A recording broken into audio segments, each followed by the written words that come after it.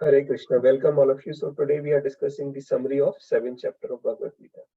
So this section is important, Bhakti Yoga section, embedded between the Gyan Yoga and Karma Yoga. And this is 7th chapter is the starting of the Bhakti Yoga section. And you might have already come across, the beauty of this section of Bhagavad Gita. It starts with Krishna highlighting the importance. 6th chapter was about what? You are on mute. Karma Yoga. Okay. Ashtanga Yoga. Yeah. And also focus mantra and all 9 types of devotional service. Yes, very nice. So the first 6th chapter was part of Karma Yoga, but the 6th chapter was primarily talking about Ashtanga Yoga. And what did Arjun say about Ashtanga Yoga? When he heard about Ashtanga Yoga, what is Arjuna's conclusion?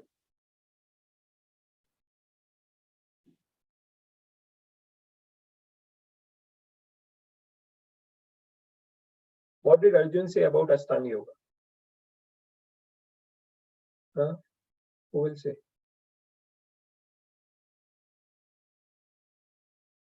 Arjuna said, Hare Krishna Prabhu, please.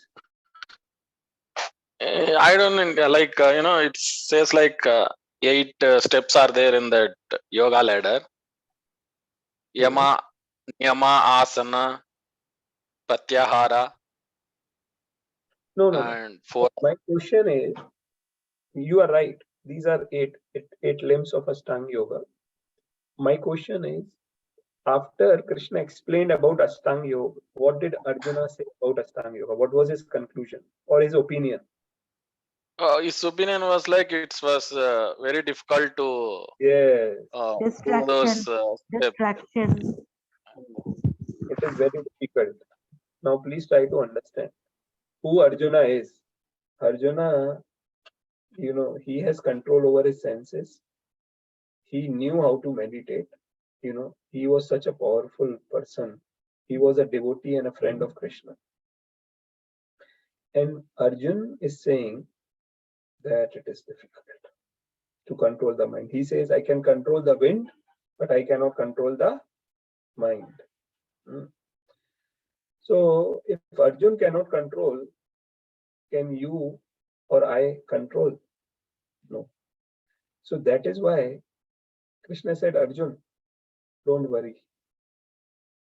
And Krishna, what did he say? He said, don't worry. What was the last verse of 6th chapter? Who remembers that verse?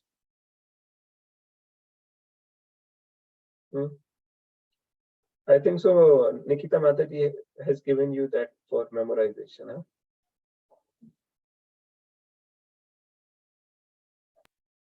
So you will have to tell me what is the verse. 7th chapter verse, that is Bhakti Yoga. What is the verse? Last verse of 6th chapter. So no one. Like a quality time factor, Krishna will manage everything and distraction. But how we should learn from our mistake and control our mind like that. I think. No. And also Karma Yoga, Jnana Yoga. So, okay. Yeah. So what Krishna says is, thanks Jyoti Mataji, what Krishna says in the last verse of 6th chapter is, Yogi nam api sarvesham madgate antaratmanam shraddhavan bhajate yoma same yukta tamo mataha. Krishna is saying, Yogi nam api sarvesham, that who is the highest yogi? The one who is madgate antaratmanam, who in his heart, in his mind, is what is he doing in his heart and mind? Shraddhavan bhajate yoma, with full faith, who is involved in my devotional service. Bhajate means devotional service. And he says, Same yukta tamo mata. He is the yukta tama means highest of yogi. This is my opinion. So, and then, and the question is that what are the important facts Krishna highlights in this verse? That we, with great faith, thinking of me, loving service, Shraddhavan bhajite yoga. So when it is all about bhajan with Shraddha, it is not Ashtanga yoga. What is it? It is Bhakti yoga. Yes. And Yuktatamo means intimately and highest of all. So the 7th chapter, after Krishna concludes this, then starts the cream of Bhagavad Gita with 7th chapter. And in comparison to the difficult process of Ashtanga yoga, the ease with which you can practice Bhakti yoga is demonstrated in the first verse of 7th chapter.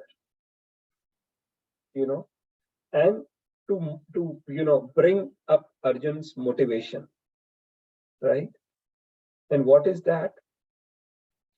Maya sakta mana partha yoga yunjam madashraya asamshaya samagram mam yatha gyashasi tachrinu. So what is that verse? What is the important message? What is the important message in this verse? I think so. We went through the, what all things are involved in this verse. Hearing reveals knowledge about Krishna. Please try to remember. In Ashtanga yoga, what is the highest stage of Ashtanga yoga? Samadhi, right? What Hari Krishna Prabhu was saying, it starts with yam, niyam, asan, pranayam, pratyahara, dharana, dhyan, and then highest is samadhi, right? In samadhi stage, a practitioner of Ashtanga yoga in samadhi stage, what will he visualize? What will he be able to realize and visualize? The Paramatma feature of the absolute truth, right? The Paramatma feature. That is the max, right? While it is so complicated, the whole process, where Arjuna says it's so difficult, Krishna. Now, in comparison to that, in the first verse of 7th chapter, Krishna says, just by hearing about me, you will know about me and you will know everything about me. You will be able to, live in me. By hearing, you can know Krishna, the Bhagavan feature of the absolute truth, just by hearing. And that is why it is so important for us to hear, to read, right? Hear what? Bhagavad Gita, Srimad Bhagavatam, names of Krishna. Just by hearing the names of Krishna, the pastimes of Krishna, the message of Krishna, we will be able to see Krishna. That is the whole process of Bhakti Yoga. And that is what is demonstrated in this first verse. Maya Sakta Mana Partha Yoga Yunjam Ashraya Asamshaya Samagaramam Yatha Gyasasi Tata Shunu. So we'll see what it says. It is important, one of the very important verses of Bhagavad Gita. So these are the stages. Try to hear about me. Tat Shrinu. These two words. Tat Shrinu. Try to hear about me. What? And then by that you will be able to Yatha Gyasassu Samagramam. You will be able to know me in full, completely. You will be able to know me. Right? So by hearing, you will be able to know me completely. And thereafter, what will you do? All your doubts will be removed. Asamshayam. You will, or samshaya, right? Is a Sanskrit word, Hindi word. Sanshaya means doubts. Asamshaya means all our doubts will be removed. And then what thereafter you will do? You will take shelter of me. Mad ashraya. You will take shelter of me. Once our doubts are removed, we kind of surrender onto Krishna, right? And there you will be able to practice Bhakti Yoga, right? Yogam, Yunjam, right? And then think of Krishna. What is this? Think of Krishna means? First word, Maya Sakta Mana Partha. Right? So Shrinu Yatha Gyasasyu Samagramam Asamshaya Madashraya Yoga Yunjam, right? And Maya Asaktamana. So this is the whole process, like the whole process of Bhakti Yoga is described in this one verse. And the simplicity of this process is also embedded in this verse. In contrast to the complicated Ashtanga Yoga process, right? That is why Krishna says, Yogi Nam Api Sarvesham. Who is the highest, topmost yogi? Madgata Antir Atmana. Shraddhavan Bhajito Yoga Same Yukta Tamo Maja. But he says, although the process is simple, nonetheless, there are very few chosen devotees who take to this path. The rarity of this process is described by Krishna in 7.3. And what is that? Manushyanam saheshetu kasyat yatati siddhaya yatatam api siddhanam kasyat mamveti tattvataha. Why the knowledge of Krishna is so rare and confidential? Why is that?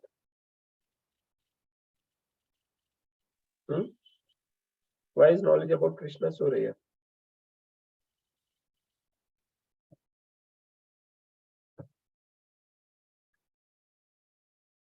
You know why? Because position of devotee is very high. If someone becomes a devotee, they can easily control Krishna. And that is what is highlighted here. Now, if you see, do you see this? What is Krishna doing here? Serving his devotee. And what specifically he is doing? How is he serving? It's like knowledge of material and spiritual, so that full knowledge this of Krishna Jivan. In this photograph, what is Krishna doing? As son of Yashoda and Nanda. Ranj. Yeah. I was not able to hear. Yes, son of Yashoda Devi and Nanda Maharaj. And what is he doing? What is Krishna doing there? As son of. He is carrying his father's chappal photo. Yes, Supreme Personality of Godhead, Parabrahma. What is Parabrahma doing here? He is lifting the sleepers of his father, of his devotee. That is what Krishna is. Krishna is in control of his devotee, and that is why devotional service is so rare. It is, it is, because it gives total control of Krishna to a devotee. That is why, being a devotee is so rare. And all of us are trying to be devotees of Krishna by the process of Tachrinu, by the process of hearing. We are trying to hear daily, right? We try to chant Krishna's name. We try to read Bhagavad Gita, Srimad Bhagavatam, try to hear classes, right? That is the process, because we know if we follow this process judiciously, consistently, right, attentively, then we will also become devotee of Krishna. Not that we have desire to control Krishna. Yeah. Okay. So now Krishna says this. Thereafter, in the next section, Krishna highlights that actually I am the source of all the spiritual and the material world, and I am the highest of all, right? Krishna is the maintainer and the Supreme Personality, right? So if you remember, like 7.456, Krishna says, all these 8 elements, I am the source. I am the source of even the Jiva Tattva. And then he says, both, all these things are emanating from me. And then in the 7.7, he says, Mata parataram nanyat kinchid asti dhananjaya mai sarvam idam protam sutre manigana eva. Means mata parataram nanyat. There is no truth higher than me. There is no truth superior to me. Everything rests upon me as pearls are strung on a thread. Right? Sutre manigana eva. So here Krishna is establishing his position of the original supreme personality of Godhead, Parabrahma, the highest of all. And then what will Krishna do? Again, Krishna will highlight that not only that I am the original supreme personality of Godhead, but also I am essence of everything. Everything, I am the basis, our ability, our strength, our power, our everything is dependent on Krishna's mercy. Knowing that Krishna is all pervasive and the essence of everything, we should not be proud of anything, right? We should make ourselves, very humble, right? That is very important. So in these verses from 8 to 11, it is highlighted, that someone thinks I'm very intelligent, but Krishna says, I am intelligence of the intelligent, right? So here, everything, even the penances of all ascetics, he is, if someone is thinking that, I'm very austere, whatever you are, it's only given to you by Krishna. That ability, that everything is given to us by Krishna, right? And he is the syllable Om in the Vedic mantras. So when we chant, start all the Vedic mantras with Om, Krishna says, I am that Om. But it is impersonal vocal representation of Krishna. Right? So thereafter Krishna says, how can we approach him? With devotion, right?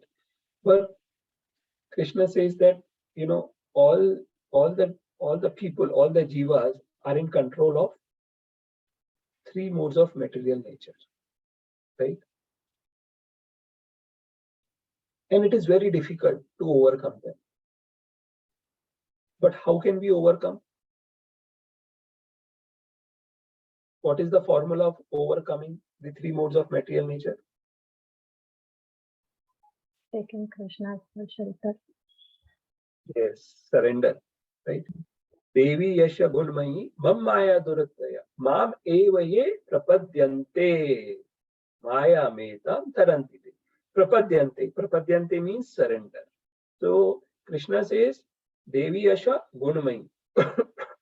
So this is my energy, right? Mam Maya Durataya. He's saying very difficult to overcome. These 3 modes of material nature are very difficult to overcome. But for devotees, the path is easy, as he said. So what we need to do? How do we surrender onto Krishna? We surrender onto Krishna by the hearing process.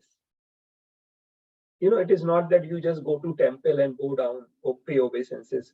No, it's that we surrender our senses. One of Krishna's name is Rishikesha. Rishikesh means owner of all the senses. And if he is the owner of all senses, the senses should be utilized for the owner, right? If you own the car, you use the car, not someone else, right? So here Krishna is saying, I am the owner of senses, as Rishikesh. So Krishna is saying, surrender onto me. And the way of surrender is Tat Shrinu, hear about Krishna, hearing process, right? And if we engage ourselves in hearing Krishna's name, Krishna's pastimes, Krishna's message, then Krishna says, Maya Metam Tarantite. Then it will be easy for you to overcome that. You will just cross over the material nature seamlessly without any problem. That is important. Thinking of Krishna every time. Yes. So when we involve ourselves in this process of hearing, then gradually you will also start speaking. You will start remembering him. Then everything starts. So our devotional life starts with hearing Krishna's name, Krishna's pastimes, Krishna's message. And then you will also start speaking about it, right? And then when you hear and speak, by default, you will remember. Smaran. Now, if the process is so easy, why is everyone not surrendering? And who are the people not surrendering? Is described in subsequent section, right? There are 4 type of people. Yes. Nama, yes. Foolish, stolen knowledge. I mean, those who Yes. cannot surrender. Foolish, Yes. muda, murkh, Yes. nardhamas. Yes. Naradhamas. Namam dushkritino mudha. Prapadyante naradhama. Maya parta jnana asurim bhavam ashritaha. So these are 4 kind of miscreants who are not interested in Krishna, even though Krishna is known to be the original Supreme Personality. He's saying, I am the essence of everything. He's saying how you can overcome material nature just by surrendering onto me, by hearing about it. Even then, there are people, they're miscreants, dushkrita. Kriti means what? The word kriti means someone who can perform, who is very intelligent and performs, meritorious task. Very intelligent kind of a person. So, dushkrita, why dushkrita? Dushkrita means they are using their intelligence in something mischievous. Like, for example, in contemporary world, our current world, they are terrorists. Do you think they are fools? They don't have intelligence. They have intelligence, right? But they are utilizing their intelligence in wrong thing. Similarly, specifically Krishna is using the word dushkrita. They are intelligent, but they are utilizing their intelligence in abominable things. That is why they are said grossly foolish, lowest among mankind. Their knowledge seems to be covered by illusion, right? And they are kind of atheistic, like Ravana. Ravana was not a fool, right? Fool in a sense of, he was a knower of Vedas. If you see, after the death of Hiranyaksh, how Hiranyakashipu will pacify the wives of Hiranyaksh by quoting the different Vedic philosophies. So these were all knowledgeable in Vedic philosophy, but then they are covered by things, the 2 things which are said in Bhagavad Gita. They're saying that there are 2 kind of people. People who are after material opulence and sense gratification. For them to attain the love of Godhead or the devotion to Krishna is very difficult. Very difficult. So this is the same thing. But then Krishna says there are other 4 kind of people who are sukritinas, who are pious people. They are utilizing their intelligence in positive direction for devotional services. Chartur vidya bhajante mam jana sukritino arjuna artho jigyasu arthati jnani sa bharat rishava. Bharat rishava means highest of human mankind. Arjuna was such a great devotee, right? So there are 4 kind of people: artho, jigyasu, artharthi, and jnani, right? So if you see this, who is artha?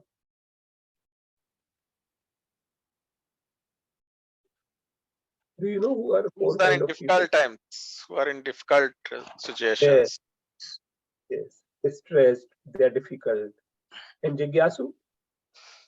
Jignas, Jignas means like who are wanted to know about Yeah, Krishna. wanted to learn. Hmm. Learn something. Jigyasu. Inquisitive. Mm. Artharthi? Behind money or materialistic, this thing, opulences. Desire of wealth. We see many times people who are new in devotional service, you know, they worship Krishna just because they want something material, right? So Krishna is saying, yes, they are also Sukritinas. They are pious people. Whatever they want, at least they are coming to me. So, no problem. Although that is not the highest stage, right?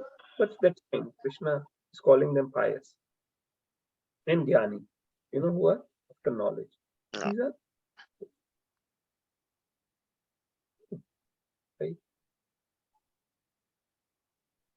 And thereafter, again, Krishna kind of reiterates the reality of these. He did that in 7.3. Now again, he will do that. He will do that again in 7.19. Right, we'll see. Bahunam janam ante jnan vamam prapadyante vasudeva sarvamiti mahatma sudurlabha. It is very rare. What is very rare? Bahunam janam ante jnanvan mam prapadyate vasudeva sarvamiti samahatma sudurlabha. Person after many lifetimes comes to the understanding that Vasudeva is everything. That person is very rare. Now, all of you who are attending this session, you know about this. So you will wonder how come Krishna is saying it is rare. So my dear friends, if you see around you, how many people they are interested in sessions like this, knowing about Krishna, understanding about Krishna? Very few, right? So similarly, Krishna is reiterating the same fact here, that you are very rare. Now, Krishna says, if worshipping Krishna is so easy, right? Then what about people who are worshipping the demigods? What will happen to them? So Krishna explains that. And I think so you have already gone through those verses, right? Can someone summarize what will Krishna say about demigod worshippers? Those who go to worship Ganesha, Devi, and others, demigods, Devi Devta. What does Krishna say about them? It's like a intention not related to hurt. Like if we worship, getting something from the God. And like Krishna, we are chanting, listening, hearing. So what we maintain, maintain relationship with heart to heart. Like do not want anything. Like we know the exactly the mukti. What I understand. Like temporary things, small things, if we are, worshipping demigod. Yes. So what is the relationship of Krishna and demigods? Prabhuji, like whatever we are desiring and getting from demigod is actually given by Krishna only. That is something. And Krishna says they are less intelligent, people who are worshipping demigods. Why does Krishna say they are less intelligent?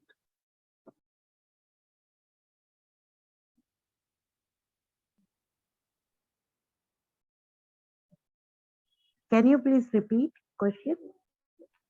So Krishna says those who worship demigods, they are less intelligent. Why? why does Krishna say they are less intelligent? Krishna, Because Like, their ability is given to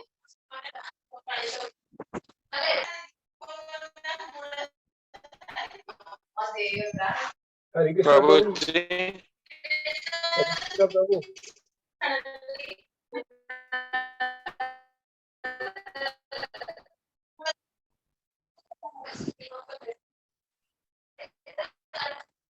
Somehow I am not able to.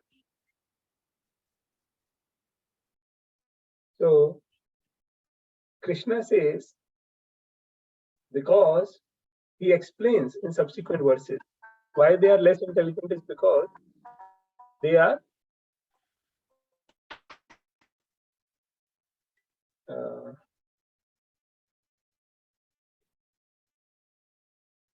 Hare Krishna Prabhu, you can mute yourself. Huh?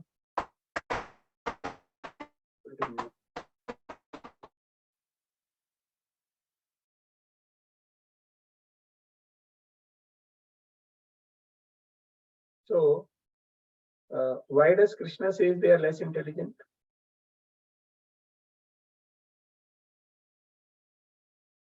Because Krishna explains, whatever they get from demigod is temporary.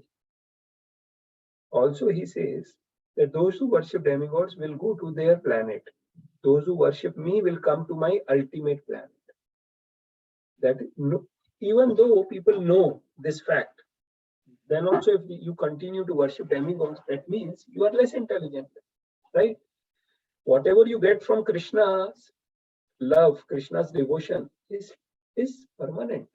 It is eternal. Krishna explains in 2.40. Neha brikamanaasho asti pratyayo na vidya. Swalpamapayasya dharmasya trayate mahito bhaya. Right? So it is very important for us to understand these things.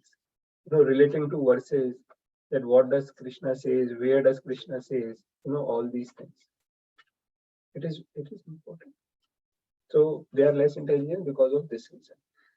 And some people, so we have gone through this. Their intelligence is stolen, right? They follow their own rules and regulations. So there is small intelligence. Why? Because it is temporary. And he says they go to their planet and my worshippers will ultimately reach my supreme planet.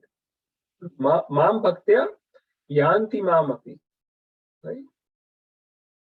And there is one more class of people. What is that class of people? Who will explain? There is one more class of people which Krishna explains. rectify the mistake.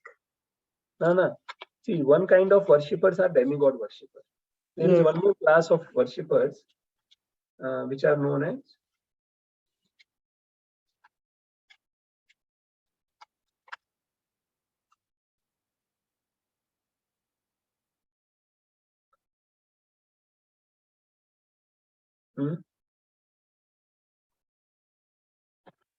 they are known as impersonalist. Why?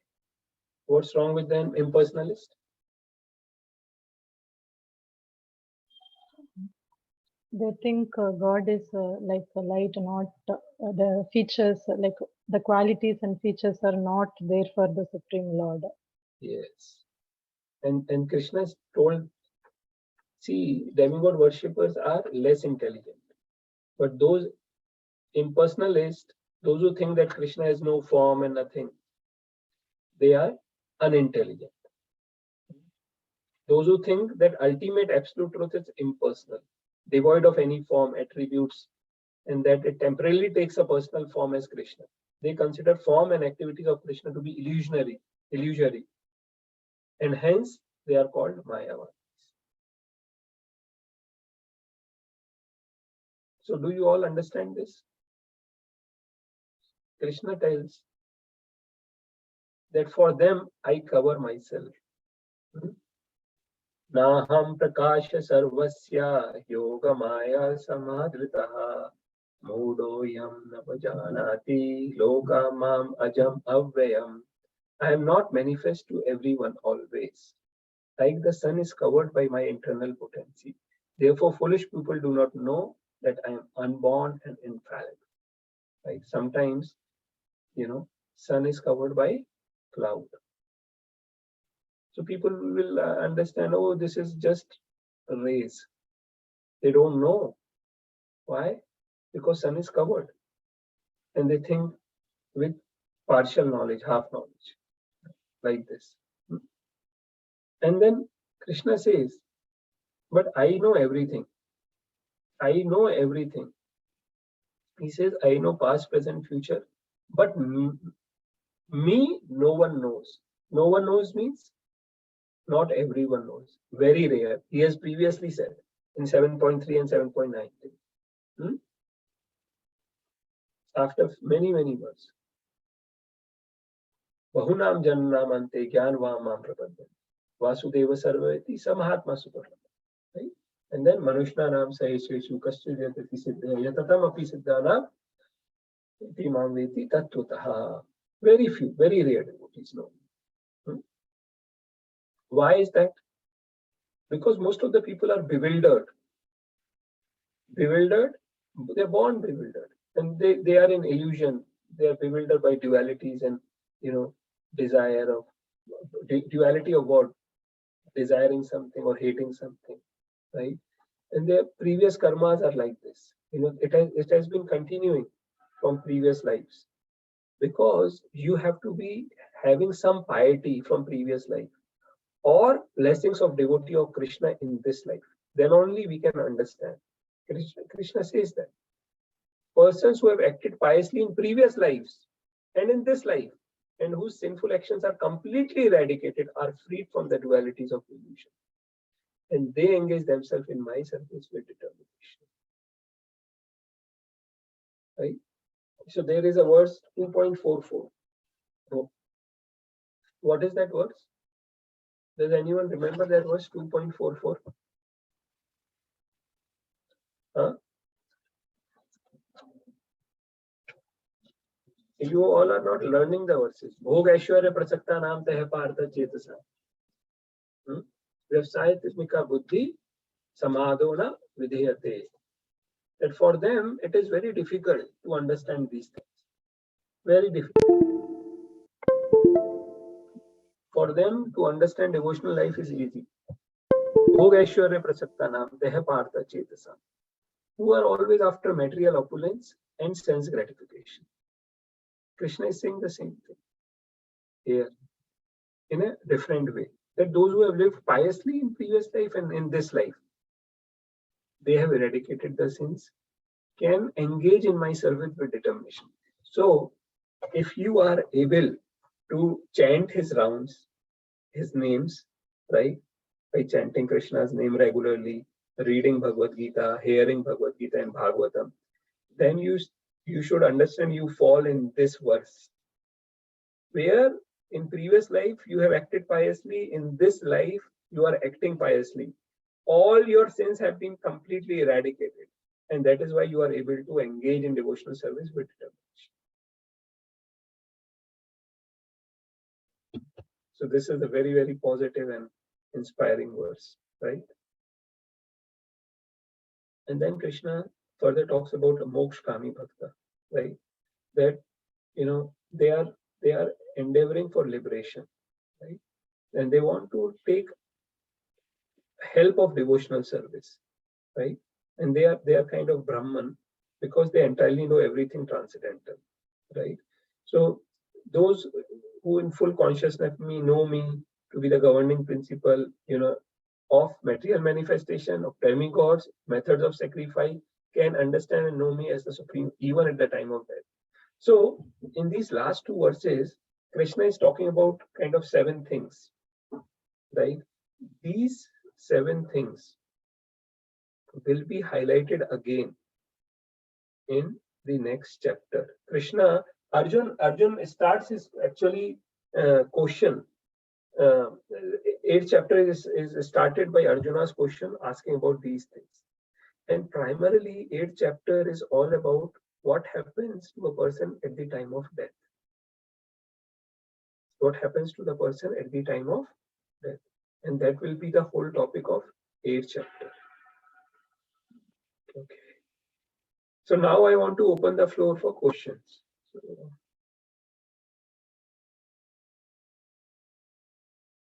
does anyone has any question?